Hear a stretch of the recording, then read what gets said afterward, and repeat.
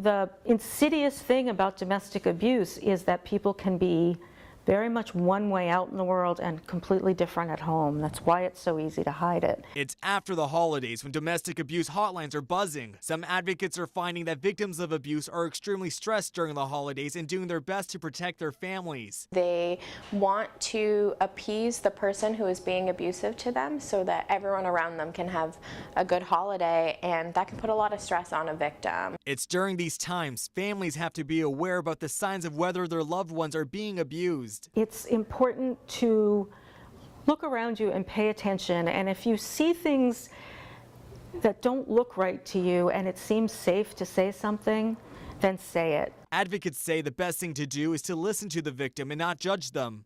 We want to be concerned about their safety, whether that means to leave the relationship now or leave that relationship later. That's up to that person. If you suspect a loved one being abused, reporting it to organizations like Partner for Peace or The Next Step could help when trying to decide what to do next. It's not always helpful to stand up at the dinner table and say, hey, what you're doing is wrong.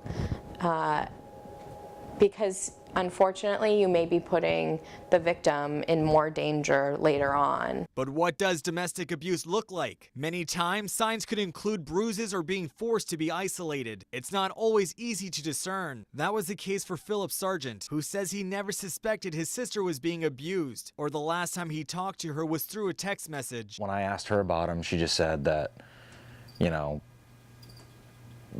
just drama, and it was made up, it was over-exaggerated stuff, pretty much defending him. Christina Sargent and her 2 children were killed by Keith Coleman. During a court testimony, a witness said that Coleman was upset that Christina planned to get back together with the father of her daughter. I guess he had told people that if he couldn't have them, nobody would. Coleman was charged with strangling Christina and her 2 children a few days before Christmas. The things he did, just, they aren't human. I mean, you aren't human to do those kind of things to little kids and to a woman. Philip has since trained to be an advocate for victims seeking help and resources. He says Christmas will never be the same. The biggest thing I've come out of this is that I'll never take my family members for granted or my loved ones. And I just recommend everybody do the same. Reporting in Bangor, I'm Jack Hilton for ABC 7 and Fox 22.